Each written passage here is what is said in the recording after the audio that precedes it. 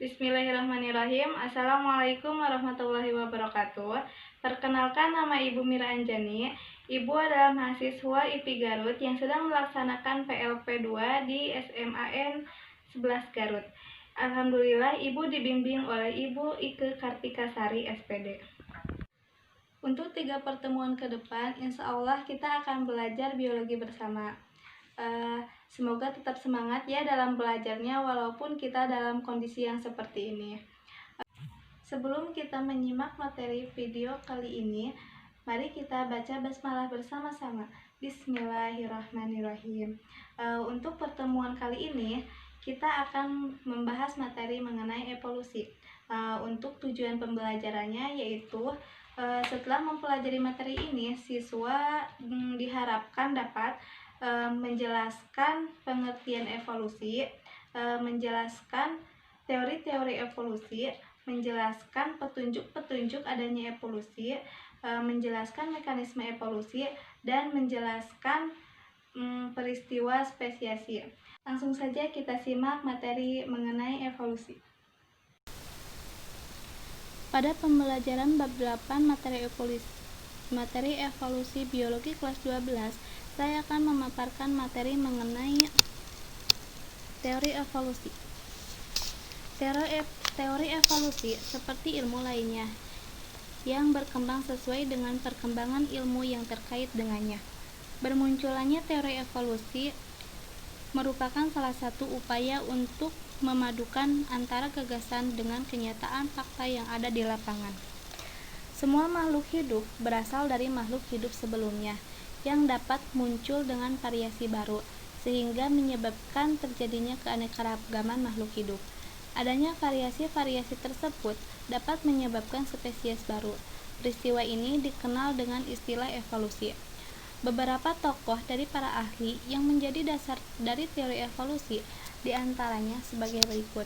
Yang pertama yaitu ada Aristoteles. Aristoteles adalah seorang filosof yang berasal dari Yunani yang mencetuskan teori evolusi. Ia mengatakan bahwa evolusi yang terjadi berdasarkan metafisika, yaitu alam dapat mengubah organisme dan habitatnya dan dari bentuk sederhana ke bentuk yang lebih kompleks. Yang kedua ada Anaximander. Anaximander juga merupakan seorang filosof yang berasal dari Yunani. Ia berpendapat bahwa manusia berasal dari makhluk akuatik mirip ikan dan mengalami proses evolusi. Yang ketiga ada Empedokles. Empedokles adalah seorang filosof Yunani. Ia mengemukakan bahwa teori evolusi kehidupan berasal dari lumpur hitam yang mendapat sinar dari matahari dan berubah menjadi makhluk hidup. Evolusi terjadi dengan dimulainya makhluk hidup yang sederhana, kemudian berkembang menjadi sempurna, dan akhirnya menjadi beraneka ragam seperti sekarang ini. Yang selanjutnya yaitu ada Erasmus Darwin. Erasmus Darwin adalah kakek dari Charles Robert Darwin, seorang tokoh evolusi berkebangsaan Inggris. Teorinya yaitu bahwa evolusi terjadi karena bagian fungsional terhadap stimulus adalah diwariskan. Yang kelima yaitu ada Count de Buffon. Buffon berpendapat bahwa variasi-variasi yang terjadi karena pengaruh alam sekitar diwariskan sehingga terjadi penimbunan variasi. Yang selanjutnya yaitu ada Sir Carlos Light. Permukaan bumi terbentuk melalui proses bertahap dalam jangka waktu yang lama. Yang selanjutnya yaitu ada Lamarck, seorang ahli biologi kebangsaan Prancis. Dia mempunyai suatu gagasan dan menuliskannya dalam sebuah buku yang berjudul Filosofik. Dalam bukunya, Lamarck menyatakan bahwa lingkungan mempunyai pengaruh pada ciri-ciri dan sifat-sifat yang diwariskan melalui proses adaptasi lingkungan. Ciri-ciri dan sifat yang terbentuk akan diwariskan kepada keturunannya. Organ yang sering digunakan akan berkembang dan tumbuh membesar, sedangkan organ yang tidak digunakan akan mengalami pemendekan atau penyusutan, bahkan akan menghilang. Contoh yang digunakan oleh Lamarck adalah jerapah. Menurut Lamarck, pada awalnya jerapah memiliki leher pendek, namun karena sering mengambil daun-daun dari pohon-pohon yang tinggi, mengakibatkan leher jerapah yang semula pendek tumbuh menjadi lebih panjang. Pada generasi berikutnya, jerapah memiliki leher panjang karena memiliki sifat yang diturunkan dari generasi sebelumnya. Namun, teori Lamarck ditentang oleh Erasmus Darwin dari kakek dari Charles Darwin, yang menyatakan bahwa populasi jerapah adalah heterogen, ada yang berleher pendek dan ada juga yang berleher panjang. Jerapah-jerapah tersebut berkompetisi untuk mendapatkan makanan. Dari persaingan tersebutlah jerapah berleher panjang akan menang dan akan tetap hidup. Sifat ini akan diwariskan kepada keturunannya. Jerapah yang berleher pendek akan mati dan perlahan-lahan mengalami kepunahan. Yang selanjutnya yaitu ada Charles Robert Darwin. Charles merupakan seorang ilmuwan yang berasal dari Inggris. Teori evolusi Darwin menolak bahwa makhluk hidup terjadi karena adanya penciptaan yang mendadak dan memiliki bentuk yang sama selama makhluk hidup tersebut tinggal di bumi. Teori evolusi yang dikemukakan Darwin menyatakan bahwa evolusi terjadi karena adanya peristiwa seleksi alam. Selain itu juga, teori evolusi Darwin didukung oleh adanya fakta-fakta dari hasil penyelidikannya. Penyelidikan Darwin dimulai pada tahun 1835 di Kepulauan Galapagos yang terletak 900 km di sebelah barat pantai Ekuador, Amerika Serikat. Hasil penelitiannya di Kepulauan Galapagos menyatakan bahwa burung pipit memiliki variasi bentuk paruh, tetapi memiliki sifat-sifat yang hampir sama. Burung-burung pipit tersebut juga memiliki sifat sama dengan burung-burung yang hidup di Ekuador. Perbedaan burung pipit di Galapagos dengan di Ekuador disebabkan karena migrasi burung tersebut pada lingkungan yang berbeda dari tempat asalnya, sehingga menjadi proses adaptasi habitat yang berbeda pula. Selain mengamati burung pipit, Darwin juga mengamati kura-kura raksasa yang ada di Kepulauan Galapagos. Darwin menemukan kura-kura besar dengan cangkang berbentuk seperti kubah pada habitat basah di Kepulauan Galapagos. Di kepulauan lain, Darwin juga menemukan kura-kura kecil dengan cangkang berbentuk seperti pelana dan habitat kering. Menurut Darwin, perbedaan kura-kura tersebut disebabkan karena adanya perbedaan habitat. Berdasarkan hasil penelitian terhadap burung pipit dan kura-kura, Darwin berpendapat bahwa individu-individu yang dapat beradaptasi dengan baik akan mewariskan sifat-sifat yang unggul di generasi berikutnya. Menurut Darwin, makhluk hidup selalu mengalami perubahan secara berangsur-angsur dalam waktu yang relatif lama. Perubahan-perubahan yang terjadi pada makhluk hidup mengakibatkan munculnya sifat-sifat baru pada makhluk hidup. Gagasan Darwin inilah yang memunculkan teori evolusi melalui seleksi alam. Darwin juga menjelaskan fenomena evolusi jerapah yang disebabkan oleh seleksi alam. Pada mulanya, terdapat jerapah yang berleher panjang dan jerapah yang berleher pendek. Namun, jerapah berleher pendek tidak mampu beradaptasi sehingga mengalami kepunahan, sedangkan jerapah berleher panjang mampu beradaptasi sehingga dapat melangsungkan hidupnya. Teori evolusi. Teori evolusi seperti ilmu lainnya yang berkembang sesuai dengan perkembangan ilmu yang terkait dengannya. Bermunculannya teori evolusi merupakan salah satu upaya untuk memadukan antara gagasan dengan kenyataan fakta yang ada di lapangan. Semua makhluk hidup berasal dari makhluk hidup sebelumnya yang dapat muncul dengan variasi baru, sehingga menyebabkan terjadinya keanekaragaman makhluk hidup. Adanya variasi-variasi tersebut dapat menyebabkan spesies baru. Peristiwa ini dikenal dengan istilah evolusi.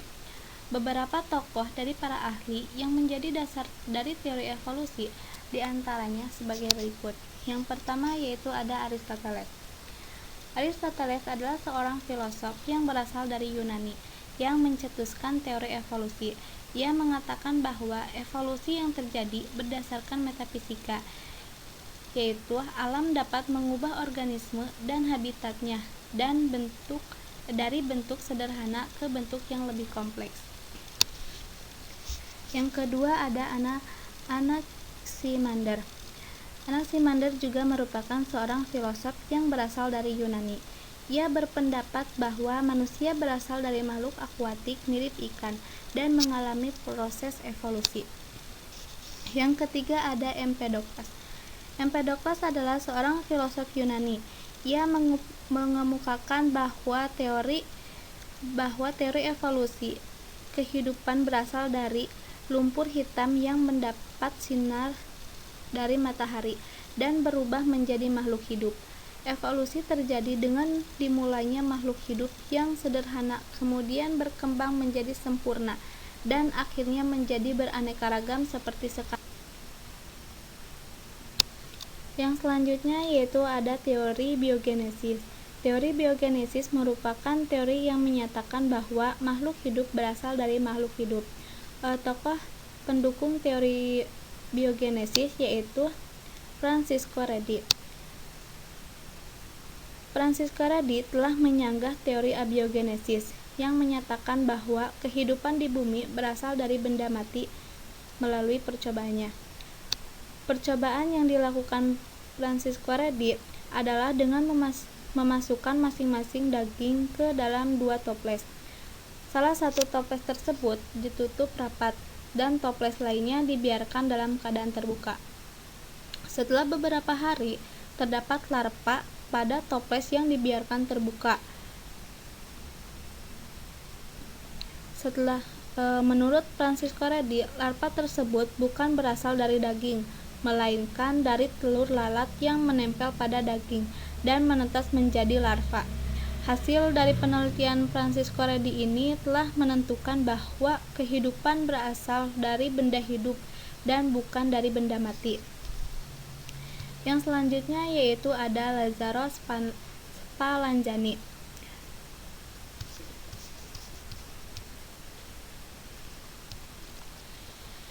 Spallanzani adalah seorang tokoh ilmuwan dari Italia. Ia melakukan kegiatan eksperimen untuk menentang teori Needham. Spallanzani mengadakan pembuktian dengan air kaldu yang ditempatkan di dalam tabung.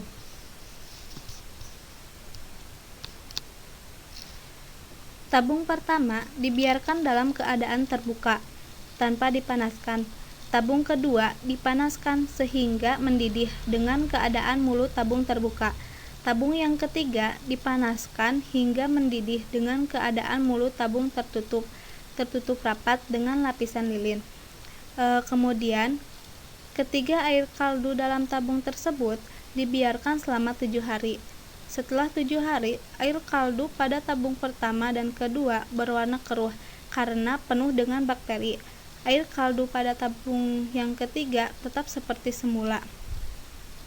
Kelemahan pada percobaan Lazzaro adalah pada tabung yang tertutup memungkinkan tidak adanya udara yang masuk untuk hidup.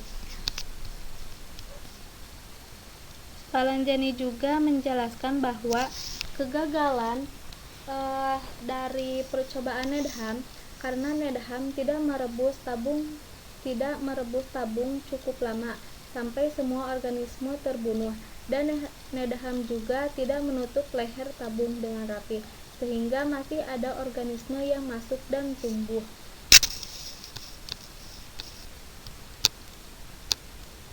Yang selanjutnya yaitu ada Louis Pasteur. Louis Pasteur merupakan ilmuwan dari Prancis yang ahli dari bidang biokimia dan mikrobiologi. Louis memperbaiki percobaan Lazaro dengan mengganti tabung yang tertutup menggunakan tabung berleher angsa yang terbuka, sehingga dapat berhubungan dengan udara. Tabung yang berleher angsa juga memungkinkan tidak adanya bakteri yang masuk ke dalam tabung karena tertahan dalam pipa panjang seperti leher angsa tersebut. Dari percobaan Louis, muncullah pernyataan bahwa kehidupan berasal dari telur dan telur berasal dari makhluk hidup. Dari teori Pasteur inilah maka teori abiogenesis tumbang, sehingga disimpulkannya bahwa makhluk hidup berasal dari makhluk hidup pula, bukan dari benda mati. Yang selanjutnya yaitu ada teori evolusi biokimia. Teori evolusi biokimia ini membahas asal-usul suatu makhluk hidup dari sisi biokimianya. Terdapat beberapa tokoh, yaitu yang pertama ada Alexander Oparin dan Harold Urey. Oparin adalah ahli biokimia yang berasal dari Rusia, sedangkan Urey adalah ahli kimia yang berasal dari Amerika. Oparin dan Urey mengemukakan bahwa kehidupan berasal dari atmosfer yang berkembang menjadi makhluk hidup. Menurut Oparin dan Urey, atmosfer bumi purba terdiri atas gas hidrogen, uap air, amonia, dan metana yang mengalami perubahan menjadi molekul organik sederhana akibat pemanasan dan energi dalam berupa sinar kosmik dan halilintar.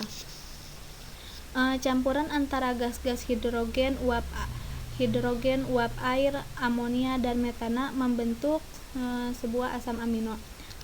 Yang kedua yaitu ada Stanley Miller. Miller melakukan percobaan dengan menggunakan serangkaian alat dari tabung kaca untuk membuktikan teori Oparin dan Urey. Gas-gas seperti hidrogen, uap air, amonia, dan metana yang diasumsikan sebagai atmosfer bumi purba dapat diatur pemasukannya ke dalam alat tersebut.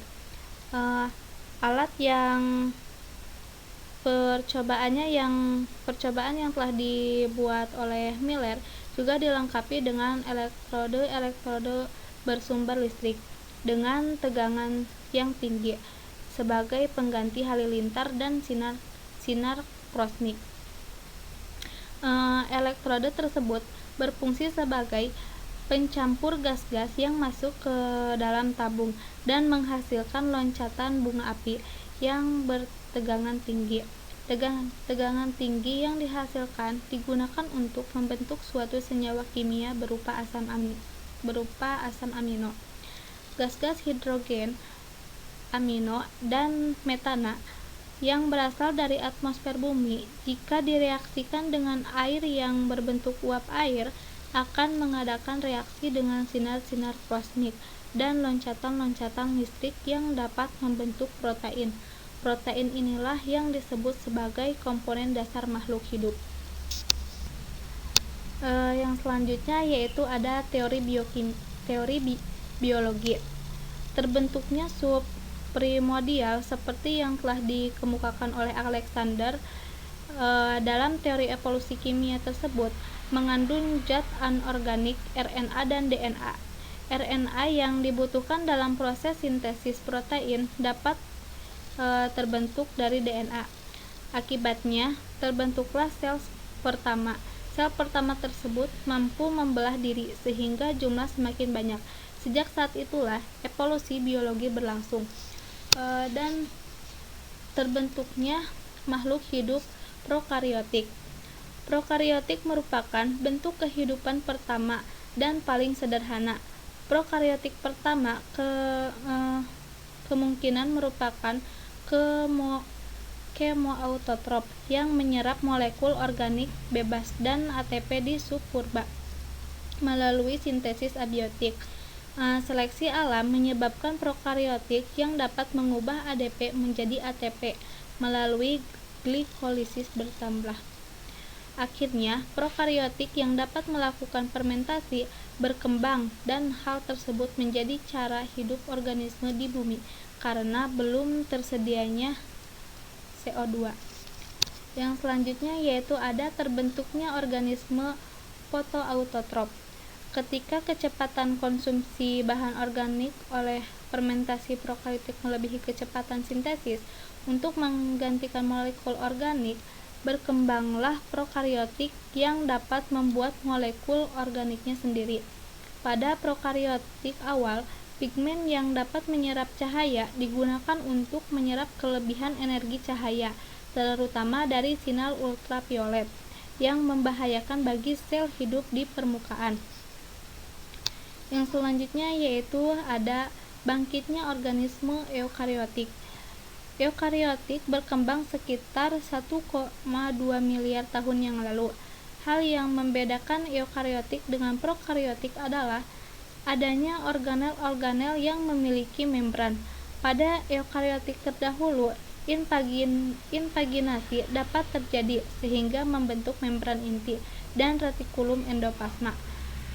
Proses ini yang disebut endosimbiosis menjelaskan pembentukan mitokondria, kloroplas, dan organel lain. Sel eukariotik hasil endosimbiosis ini sekarang kita kenal dengan nama protista. Sekian pemaparan dari saya. Mohon maaf bila ada perkataan yang tidak enak. Wassalamualaikum warahmatullahi wabarakatuh. Sekian pemaparan mengenai materi evolusi ini. Jika ada yang ingin ditanyakan, boleh dicat saja ya. Terima kasih atas perhatiannya. Untuk pertemuan kali ini dicukupkan sekian, dan untuk pertemuan selanjutnya yaitu masih mengenai teori evolusi.